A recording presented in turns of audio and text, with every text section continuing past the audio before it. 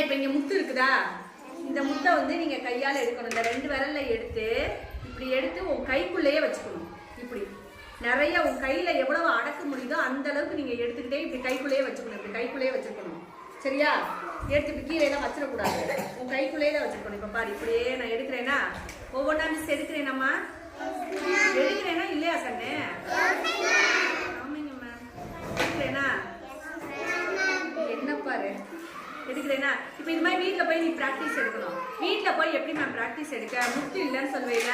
இப்போ வீட்டில் உங்களுக்கு தெரிஞ்சது இது தெரியுதா? கருப்பு சுண்டல் சாப்பிட்ருக்கேலம்மா இது. அப்போ இந்த சுண்டல் பயிரை அம்மாவை எடுத்து சொல்லு.